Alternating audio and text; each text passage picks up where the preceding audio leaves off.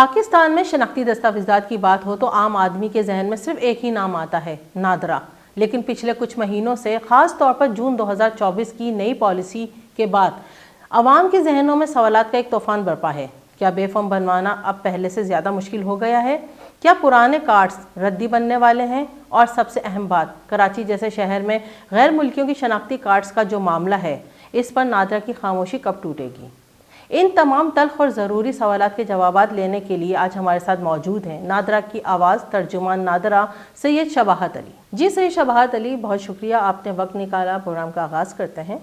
یہ بتائیے گا کہ نئی پالیسی کے اثرات، جون 2024 میں نادرا نے بے فارم کے حوالے سے ایک نئی پالیسی جاری کی ہے جس کا مقصد سسٹم کو شفاف بنانا تھا، لیکن عوامی سطح پر یہ تاثر پایا جاتا ہے کہ یہ اس سہولت کے بجائے مشکلات میں اضافہ ہوا ہے۔ آپ اس تنقید کو کیسے دیکھتے ہیں اور اس پالیسی کے اثر ثمرات کب تک عوام تک پہنچیں گے؟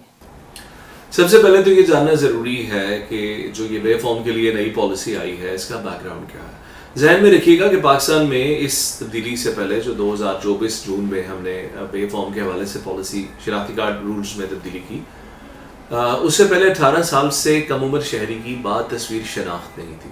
اس سے شناخت کی چوری کا مسئلہ بھی جنم لیتا تھا، یعنی بہت سے غیر ملکی ایسے تھے جو پاکستان میں آ کر کسی اور فرد کے بچوں کے نام پر اپنے بچوں کا اندراج کروا دیتے تھے اور اس کی وجہ سے کئی قسم کے مسائل جنم لے رہے تھے۔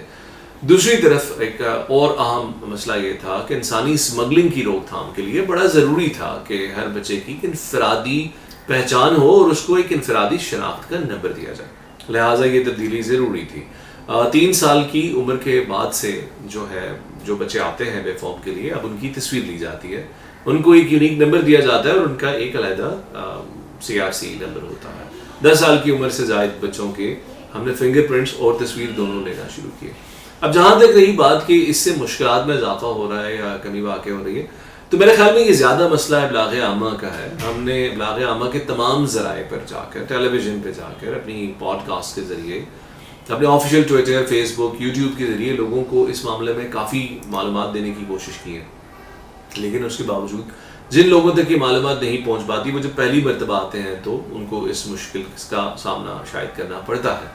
ایک اہم بات یہ بھی ہے کہ یونین کاؤنسلز کے ساتھ جو ہمارا نظام ہے رجسٹریشن کا، اس کو زیادہ مربوط کر دیا گیا ہے، اور اب وہ بچہ جس کے پاس یونین کاؤنسل کا برتھ سرٹیفکیٹ نہیں ہوتا، اس کو نادرا سے CRC ایشو نہیں کیا جاتا۔ تو اگر آپ اس کو ہولسٹکلی دیکھیں تو پاکستان کے پورے رجسٹریشن سسٹم کے لیے یہ ایک انتہائی ضروری اور اہم قدم تھا جس کو بر وقت اٹھایا گیا ہے۔ شباز صاحب، یہ بھی بتائیے گا کہ پرانے بے فارم کی قانونی حیثیت؟ عوام میں بے چینی اور کنفیوژن پائی جاتی ہے کہ کیا نئی پالیسی کے نفاذ کے بعد پہلے سے بنے ہوئے تمام بے فارم منسوخ کر دیے جائیں گے؟ کیا شہریوں کو اپنے بچوں کو اور وائف کے دوبارہ اندراج کروانا ہوگا یا پھر پرانے کارڈز اپنی مدت تک کارآمد رہیں گے؟ تمام پچھلے بے فارمز جو ہیں وہ ابھی کارآمد ہیں، ماں سوائے ان لوگوں کے جنہوں نے اپنے بچوں کے پاسپورٹس بنوانے ہیں۔ لیکن جو بچے اب آ رہے ہیں بے فارمز بنوانے کے لیے، ان کو نئے فارمیٹ کے اوپر بے فارمز ایشو کیے جا رہے ہیں۔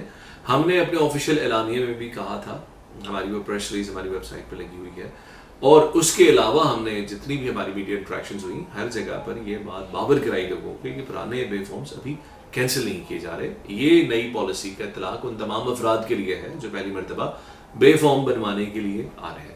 اچھا، یہ بھی بتائیے گا کہ غیر قانونی شناختی کارڈ کا جو تدارک ہے، کراچی جیسے بڑے شہر میں افغان، بنگالی اور برمی باشندوں کی جانب سے غیر قانونی طریقے سے شناختی کارڈ بنوانے کی شکایت عام ہے۔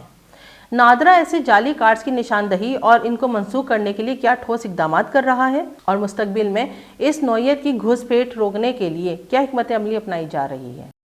سب سے پہلے یہ سمجھ لیجیے گا کہ یہ جو اتنے تعداد میں غیر ملکیوں نے شناختی کارڈ بنوائے، اس کی 3 بنیادی وجوہات تھیں۔ پہلی وجہ تھی ولفل انٹروژن، یعنی کہ ایک شخص نے دیدہ و دانستہ طور پہ کسی لالچ کے تحت یا کسی دھوکے میں آ کر ایک غیر ملکی کو اپنے خاندان کے ٹری کے اندر، اپنے فیملی ٹری کے اندر شامل کر لیا۔ یہ ایک بڑی وجہ تھی۔ دوسری وجہ اس کے اندر تھی ہمارے نظام کے اندر واقع کمزوریاں، جس کی وجہ سے برتھ سرٹیفکیٹ کا یا CRC کا حصول آسان تھا کیونکہ بچوں کی بات تصویر شناخت نہیں ہوتی تھی۔ اور تیسرا پرابلم تھا کرپشن۔ اب جب ہم نے، جو پہلی بات ہے کہ جو ولفل انٹروژن تھا اس کو ختم کرنے کے لیے ہم نے فیملی رجسٹریشن سرٹیفکیٹ کا جو نظام ہے اس کو بہت حد تک تبدیل کر دیا ہے. اب آپ کو جو فیملی رجسٹریشن سرٹیفکیٹ ملتا ہے آپ کی FRC کے اوپر ایک ایفیڈیوٹ ہوتی ہے جس کو سائن کر کے آپ اس بات کا حلفیہ بیان دے رہے ہیں کہ آپ نے جو یہ افراد اپنی فیملی میں جو اس وقت شامل ہیں آپ بیان دے رہے ہیں, حلفیہ بیان دے رہے ہیں کہ آپ کے خاندان کی ایکچوئل کمپوزیشن یہی ہے. سو اس طرح سے بھی بہت سے لوگوں کو اپنے خاندان میں جو انٹروژن نظر آئی وہ انہوں نے آئیڈینٹیفائی کی اور ایسے بہت سے لوگوں کے شناختی کارڈ جو ہیں باؤنڈ کر دیے گئے.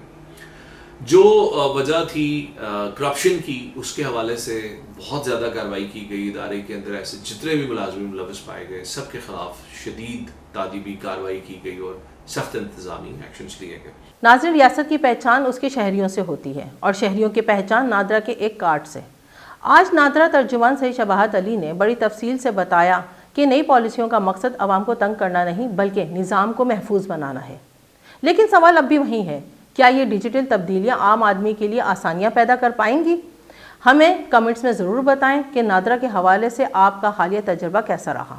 وقت دینے کا بہت بہت شکریہ شباہت علی صاحب. آپ سے ملاقات ہوگی اگلے پروگرام میں ایک نئے موضوع کے ساتھ. تب تک کے لیے صبا خان کو اجازت دیجیے. اللہ نے